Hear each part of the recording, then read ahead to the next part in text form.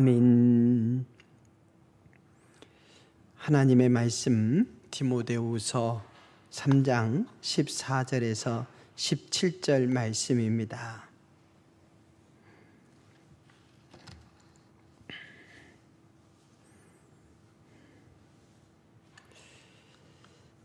우리 한 절씩 교독하시겠습니다.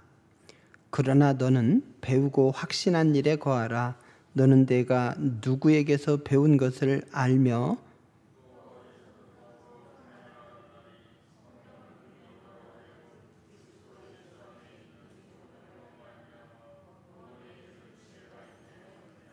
모든 성경은 하나님의 감동으로 된 것으로 교훈과 책망과 바르게 함과 의로 교육하기에 유익하니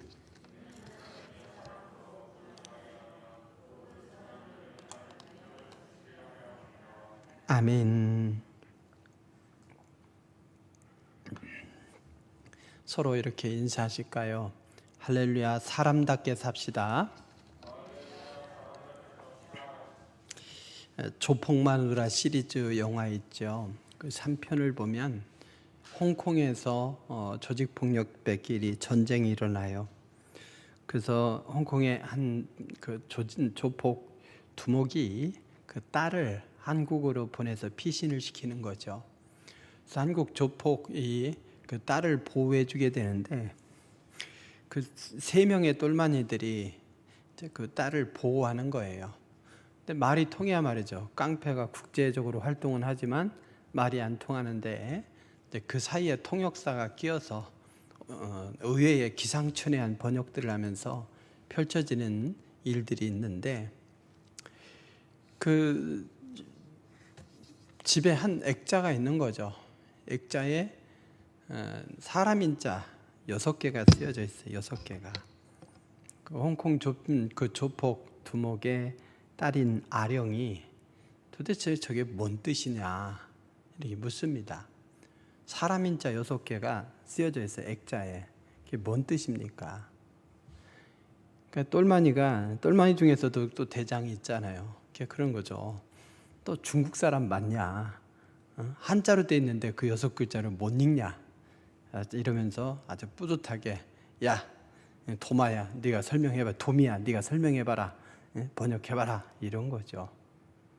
그랬더니 이 도미가 번역을 해줍니다. 뭐라고 번역하냐? 사람이 사람이라고 다 사람이냐? 사람이 사람다워야 사람이지. 이 뜻이라는 거죠. 이게 그 집의 가훈이랍니다.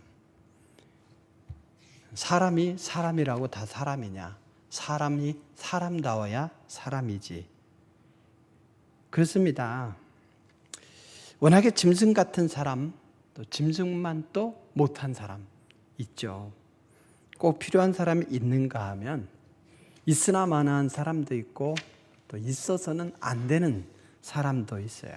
지구를 떠나야 될 사람이죠. 우리는 인간성을 회복해서 사람다운 사람이 되어야 됩니다. 이런 말이 있어요. 신학은 인간학이다. 신에 대한 학문이 신학이지만 결국에는 인간에 대한 학문이라는 거예요. 하나님께서 태초에 만드신 그 사람의 모습, 그 모습을 어떻게 회복해서 그 모습으로 살 것인가. 또 하나님의 관심도 그거 아니겠어요. 하나님의 구원사도 결국에는 죄로 인해서 타락한 백성, 그래서 에덴 동산에서 쫓겨난 이 백성들이 죽음의 문화에서 벗어나서 하늘의 큰 소망으로 이 땅에서 구원받은 하나님의 백성으로 살다가 영원한 생명에 이르는 거라는 거죠. 그런 의미에서 우리가 신에게 관심 있는 게 아니라 참 신을 만남으로 말미암아 우리 자신이 변화되는 것, 이것이 중요한 거죠. 미신은 뭐겠어요? 나 자신의 변화에 관심 없어요. 지성이면 감천이라고 빌고 또 빌어서 그래서 내가 원하는 바를 이뤄내는 거예요. 기독교 신앙은 뭡니까? 하나님은 완전하십니다. 그래서 하나님의 뜻도 완전하시고 모든 것이 합력하여 선으로 인도하십니다. 그 하나님 앞에서 나는 어떻게 살리까 이러면서 죄를 깨닫고 회개하고 나 자신의 변화를 도모하는 것, 이것이 기독교인 거예요. 근데 나 자신의 변화를 외면하고 하나님을 통해서 예수 그리스도의 능력을 통해서 내 목적만 이루려고 그래요. 그래서 온 인류를 구원하고자 하시는 하나님을 램프 속에, 요술 램프 속에 진이로 여기는 경우들이 있는데, 우리는 에덴 동산에서 하나님께서 만드셨던 그때의 그 인간의 모습, 그것을 우리는 회복해야 됩니다. 디모데후서는 인간 디모데, 아들 같은 디모데에게 권면하는 말씀이지만 우리 신자들로 하여금 어떻게 해야 온전하게 설 것인가에 대해서 권면하는 말씀이기도 합니다. 우리 주변을 둘러싸고 있는 상황은 그리 녹록지 않습니다. 호락호락한 상황이 아닙니다. 이것을 증명해 주는 게 있죠. 이 땅에서 주인 노릇하는 사람들, 큰 소리 치는 사람이 누굴까요? 그 사람들에 대해서 오늘 3장 2절 이하에서 이렇게 말씀하죠. 2절부터 5절까지 말씀 우리 함께 봉독해 보실까요? 함께 봉독합니다. 사람들이 자기를 사랑하며 돈을 사랑하며 자랑하며 교만하며 비방하며 부모를 거역하며 감사하지 아니하며 거룩하지 아니하며 무정하며 원통함을 풀지 아니하며 모함하며 절제하지 못하며 사나우며 선한 것을 좋아하지 아니하며 배신하며 조급하며 자만하며 쾌락을 사랑하기를 하나님 사랑하는 것보다 더하며 경건의 모양은 있으나 경건의 능력은 부인하니 이 같은 자들에게서 내가 돌아서라. 아멘. 타락한 인간의 모습, 그 삶의 태도를 19가지로 이렇게 나열한 거예요. 이 사람들이 누구냐? 사람이 아니라는 거죠. 이렇게 사람이라고 하지만 사람답지 못한 사람들, 그것은 삶의 태도로서 규정할 수 있는 거죠. 디모데가 처한 환경, 디모데를 둘러싼 사람들이 이런 모습이고, 오히려 이들이 떵떵거리며 큰 소리치고 이들이 오히려 무엇을 합니까? 좀 바르게 살아보려고 하면은 오히려 비난하고 박해하는 거예요. 12절 말씀에 보면 디모데에 대해서 이렇게 얘기하는 거죠. 같이 봉독합니다. 시작. 무릇 그리스도 예수 안에서 경건하게 살고자 하는 자는 박해를 받으리라. 19가지 이 심각한 문제가 있는 사람들은 오히려 큰 소리치고 참 경건하게, 그래서 하나님이 기뻐하시는 사람의 모습으로 사람답게 살려고 하면 박해를 받는다, 이렇게 말씀하고 있습니다. 사람이 변하면 죽는다고 하죠. 그렇게 변한다는 것은 이제 철들자 망령 이런 뜻이고, 대체로 저 사람 변했어 이렇게 얘기할 때는 뭐게요? 부정적인 모습으로 바뀌었다고 얘기하지 않습니까? 그래서 2절에서 5절까지의 이 말씀으로 변화되기는 쉬워요. 그래서 이건 변화라기보다 부패, 변질이죠. 그러나 참 경건의 사람으로 이 변화 좀 시도해보면 너만 잘났냐 이러면서 심각한 박해가 있어요.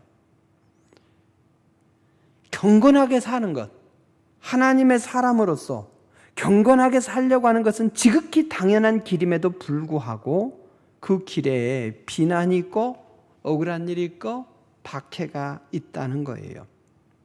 세상이 주는 일시적인 만족을 거절하신, 세상이 자랑하며 보여주는 쉬운 길을 마다하시고 사람들이 가기를 꺼려하는 좁은 길을 걷기로 작정하신 우리 성도 여러분, 우리의 삶은 결코 순탄할 수가 없습니다.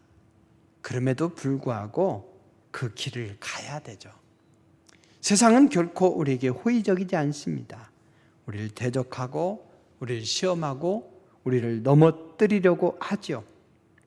디모데가 직면했던 이 문제들, 겉으로 보이는 모습에는 차이가 있을지라도 우리들이 경험하는 일들인 것이죠. 그런 우리에게 사도 바울은 뭐라고 말하냐? 세상이 그러할지라도 흔들리지 말고 너는 배우고 확신한 일에 거하라. 오늘 본문에서 그렇게 권면합니다. 배우고 확신한 일에 거하라. 여전히 너에게 어려움이 있고 많은 사람들이 너를 힘들게 하지만 그러나 너는 배우고 확신한 일에 거하라. 이렇게 말씀하는 거예요. 우리에게 많은 어려움이 있었고 앞으로도 별로 달라질 것 없다.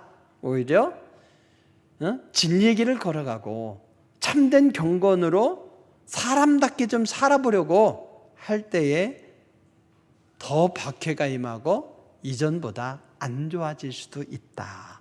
그래도 흔들리지 말고 네 일을 앞으로도 계속해라. 이런 말씀입니다. 배우고 확신한 일 뭐겠습니까? 디모데는 어려서부터 외할머니로부터 또 어머니로부터 성경 말씀을 많이 배웠어요. 이미 잘 배웠어요. 그리고 그 말씀대로 산다는 것이 뭔가? 이것은 사도 바울을 쫓아다니면서 아버지로 모시면서 배우고 이렇게 살아야 되겠구나 확신에 거했던 거죠. 그래서 배우고 확신한 것, 이것을 더 흔들리지 마라. 이리저리 요령을 피우고 각종 사람답지 못한 일을 행하면서도 오히려 더 출세하고 더 성공하고 더 큰 소리 치는 사람들이 있을지라도 그들이 오히려 우리를 박해할지라도 그것에 대해서 흔들리지 말고 오로지 한 길을 걸어가라. 이렇게 말씀하고 있습니다. 사람이라고 다 사람입니까? 사람이 사람다워야 사람이죠.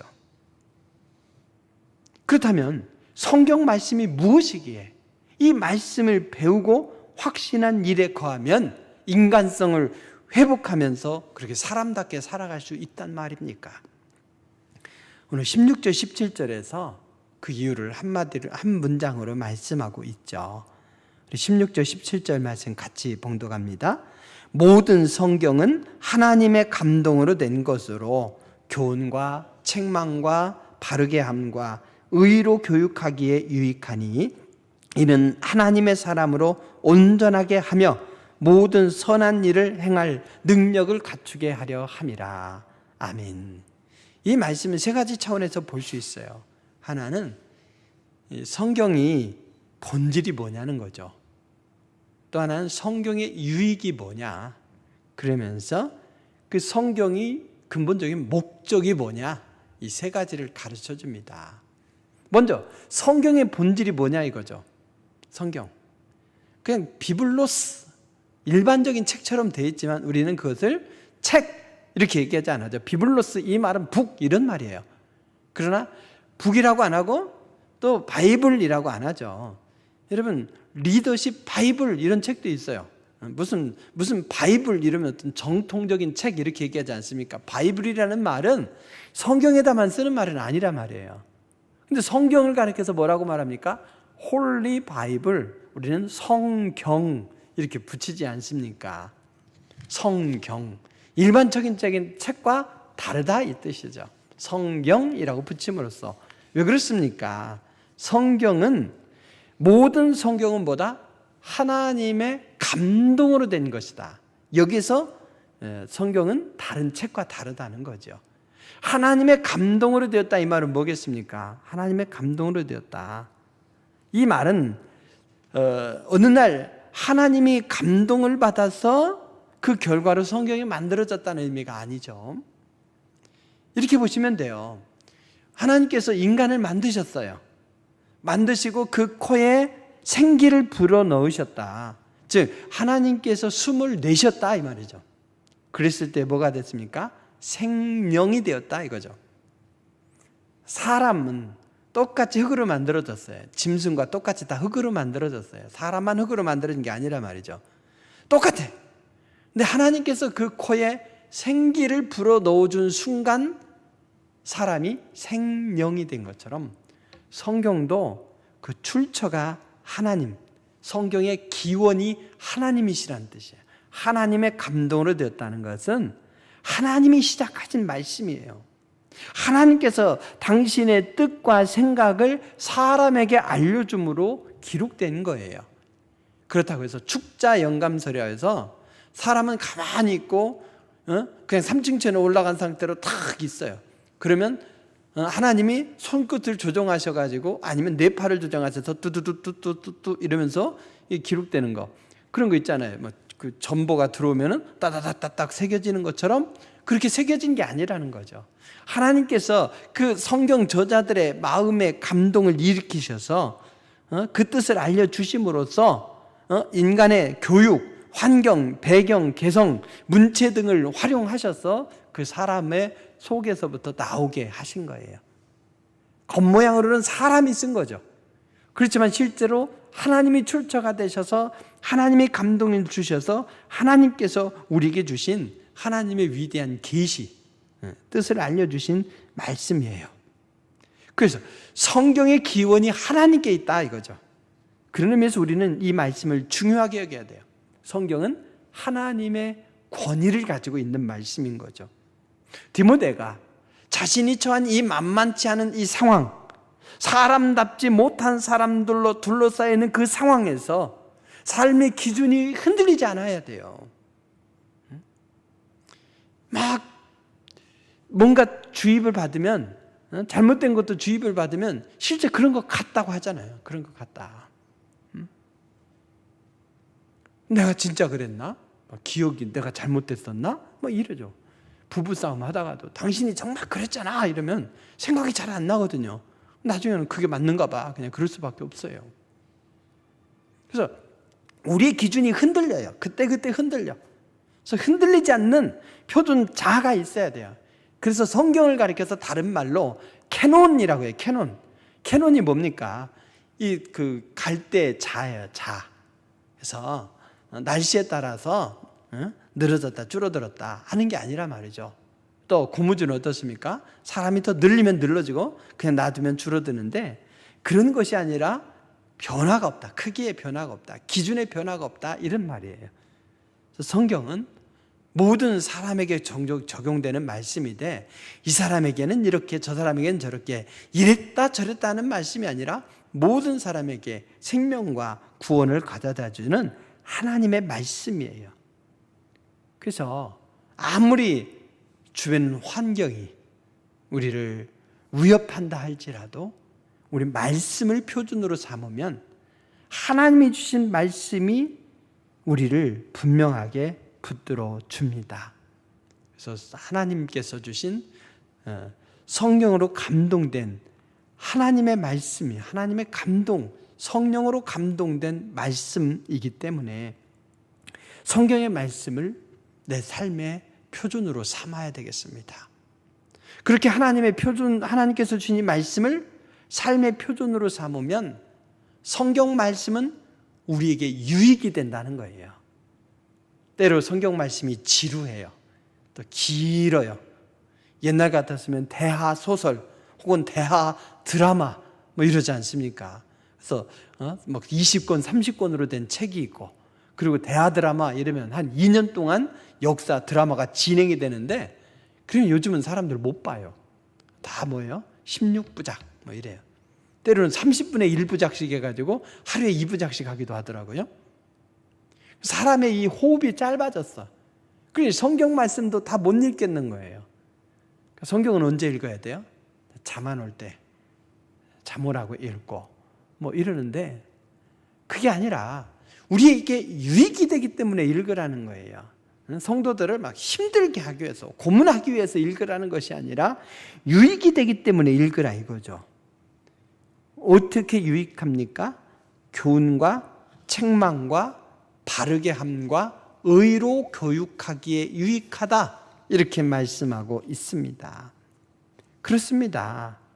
성경 말씀은 그리스도인이니까 의무적으로 읽어야 되는 게 아니라 우리가 이득을 보기 위해서 읽어야 된다는 거예요. 여러분, 뭐 재테크를 한다고 쳐요. 젊은이들은 뭐 코인테크 하고 중년은 또 땅테크를 하고 집테크를 한다고 해요. 노인들은 노테크라고 했죠.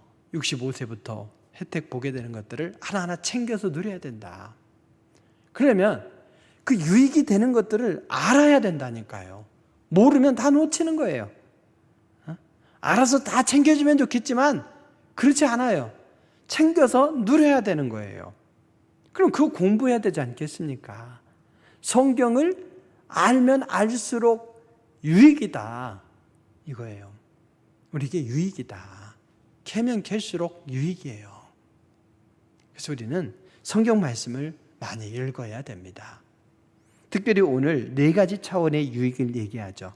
성경은 교훈이래요. 교훈. 우리에게 교훈을 주기 때문에 유익합니다.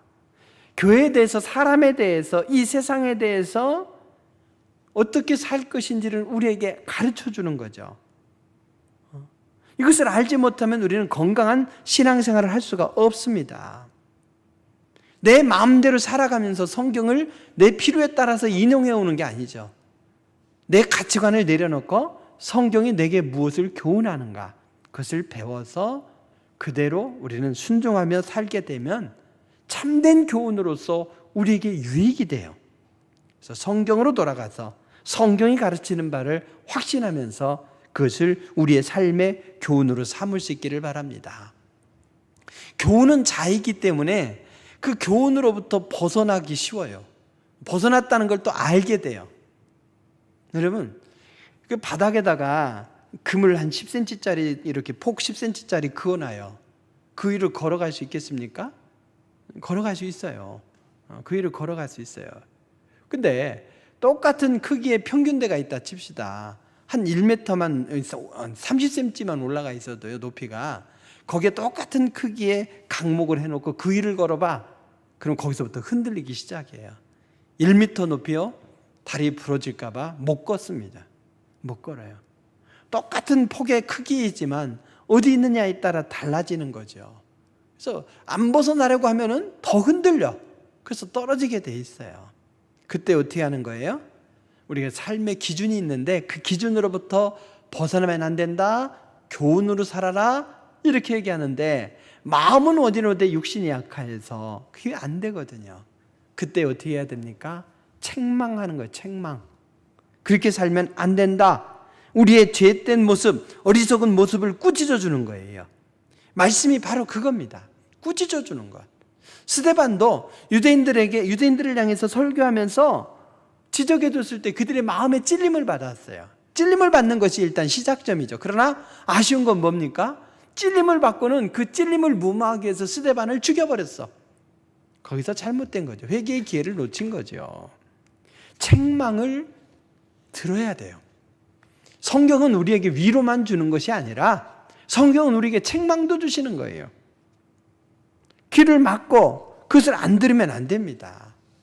그래서 필요하면 우리의 몸을 째야 되지 않습니까? 또 어떤 부분은 잘라내야 되지 않습니까?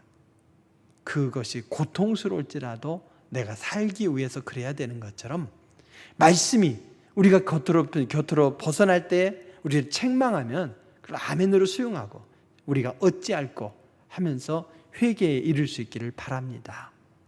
어떻게 해야 되는 겁니까? 바르게 하여 죽인다는 거. 바르게 하여 주기 때문에 유익하다 이거죠. 성경은 우리들을 바르게 해요. 바르게. 즉 잘못된 걸 깨달았어. 그럼 돌아가야 되는데 돌아가지 못하잖아요. 근데 말씀을 붙들면 말씀이 우리를 붙잡아 주는 거예요. 우리를 회복시켜 주는 거죠. 의사가 그래요. 당신 이것도 잘못됐고 저것도 잘못됐고 여기도 문제 있고 저것도 문제 있어요. 가세요. 끝. 이럽니까? 그게 의사입니까? 이제는 치료죠. 이것을 이렇게 치료해야 됩니다 라고 알려주는 것. 그래서 또 필요하면 직접 손으로 치료해 주는 것. 이것이 의사가 할 몫인 거죠. 그래서 책망만 하고 돌려보내면 의사가 아닌 거죠. 치료해야 돼요. 말씀은 우리들이 곁으로 벗어날 때 그것을 책망할 뿐 아니라 우리를 바르게 해서 원길로 돌아올 수 있도록 하는 능력까지 있습니다. 돌아왔으면 어떻게 해야 됩니까? 거기서 다시는 벗어나지 않아야 되죠. 하나님께서 기뻐하시는 삶으로 살아가야죠.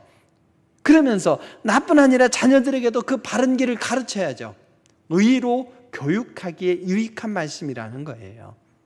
그래서 우리가 이렇게 살아가는 것이 옳은 길이니라 가르쳐 주시고 그래서 그 길로 가려고 하다가 곁길로 벗어날 때에 책망해 주시고 원위치로 돌아올 수 있도록 우리를 바로잡아 주시고 계속해서 그 길을 갈 수 있도록 지혜와 능력으로 함께하는 것이 성경 말씀이라 이겁니다. 결국 이렇게 함으로써 어디에 이르게 합니까? 성경 말씀이 바로 마지막 절 보게 되면 그 목적이 그거죠. 하나님의 사람으로 온전하게 해서, 즉 사람이 뭐 다른 천사가 되는 거 아니에요. 우리 하나님이 되는 것이 아니에요. 참 사람의 모습을 회복하도록 해준다는 거죠. 그래서 사람으로 온전하게 하며 모든 선한 일을 할 능력을 갖추게 하려 함이라. 모든 선한 일이 뭐겠어요? 하나님이 기뻐하시는 일이라면 무엇이든지 다 능히 감당할 수 있도록 하나님께서 우리에게 능력을 주신다는 거죠. 성경을 주신 목적은 읽고 내가 이 구절도 외우고 저 구절도 외우고 내가 많이 외운다, 외운 그 자체를 자랑하라는 게 아니에요. 알아야 돼요. 외워야 돼요. 근데 그것이 끝이 아니라 그 말씀에 따라서 교회 안에서 주님의 영광을 위해서 열심히 살아야죠. 그 주님의 말씀을 적용하면서 말씀대로 교회 안에서 순종하면서 헌신해야 되는 거예요. 그런데 그것으로 답니까? 우리 그리스도인의 삶은 교회 안에서만 머무른 삶이 아니죠. 세상으로 나가는 삶이 아니겠습니까? 그래서 교회 안에서는 그렇게 경건하고 거룩한데 밖에 나가서는 그렇지 못한 삶으로 살아가면 되겠습니까? 미스백에도 보면 교회 안에서 그렇게 경건하고 말씀을 들을 때 눈물 흘리는데 집에 돌아가서는 아이를 학대하는 거예요. 학대해요. 그 죽으라고 그래요. 실제로 추위에 떨면서 자기는 창문 열고 그 베란다 문을 열고 나가면서 아 추워 이러는데 거기다 밤새 자기가 낳은 딸은 아니지만 그 딸을 거기다가 얇은 옷 하나 입혀서 뒤로 묶어서 놔두는 그런 장면들이 있어요. 교회에서는 참 경건하고 미소천사인데 돌아와서는 악마로 사는 거예요. 근데 성경은 아니죠. 모든 선한 일 속에는 우리가 말씀을 우리 개인의 삶에 또 교회 안에서 또 세상에서 삶의 모든 영역에서 사람답게 살도록 하는데 목적이 있다라는 거예요. 사랑하는 성도 여러분, 우리가 참 그리스도인으로 살려면, 진정한 예수꾼이려면 우리는 진정 사람이 되어야 됩니다. 사람. 신학은 인간학이에요. 그래서 우리들이 어떠한 상태에 있는지, 우리가 까딱 잘못하면 오늘 디모데후서 3장 2절에서 5절에 나오는 이 19가지의 실존, 이것이 우리의 삶의 모습일 수밖에 없다는 거죠. 이 속에서 참된 경건으로 살려고 하면은 돌아오는 것은 박해일 수밖에 없지만, 그럼에도 불구하고 우리는 하나님의 감동으로 된 이 말씀을 표준으로 삼아서 그 말씀이 주는 이 유익을 분명하게 쫓으면서 삶의 모든 영역 속에서 바로 우리가 온전한 사람, 그래서 하나님께서 기뻐하시는 모든 선한 일을 행하면서 그렇게 거룩한 모습을 지켜내야 되겠습니다. 주의 말씀은 우리 발의 등이요 우리 길의 빛이 되십니다. 하나님의 말씀인 이 성경이 우리 인생의 최고의 안내자가 되는 거예요. 하나님의 권위로 우리를 이끄시며 유능한 의사처럼, 훌륭한 교사처럼, 자상한 부모처럼 우리를 양육하고 모든 선한 일에 적합하도록 우리를 갖추게 하십니다.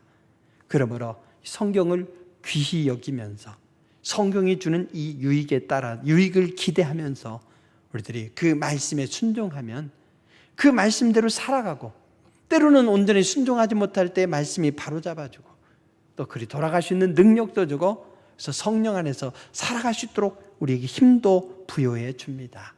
내 힘과 내 능력으로는 작은 박해 앞에서도 무너질 수밖에 없지만, 그러나 성령께서 함께 하실 때에, 이 말씀을 붙들고 살아갈 때에 그 박해를 능히 이겨내면서 배우고 확신한 일에 우리가 거하면서 하나님께서 기뻐하시는 온전한 사람이 될 수 있을 줄로 믿습니다. 성령의 능력 안에서 말씀을 읽고 읽은 말씀을 실천하면서 그렇게 온전한 사람이 되기를 주의 이름으로 축원드립니다. 함께 우리 기도하시죠. 우리가 말씀이 주는 유익을 생각하고 있습니까? 말씀을 그래서 정말 많이 묵상하고 또 기도하면서 우리의 삶 속에 적용시키고 있습니까? 말씀을 우리가 알고 있는데 그 말씀을 또 우리의 삶에 적용시키면서 교회 안에서 또 우리의 사회생활에서 가정생활에서 삶의 모든 영역에서 그 말씀대로 우리가 살고 있습니까? 성령께서 권능을 함께 해주시사 배우고 확신한 일에 거하며 말씀에 순종하며 참 사람으로 살아가기를 사모하면서 함께 주여 삼창으로 기도하시겠습니다. 주여!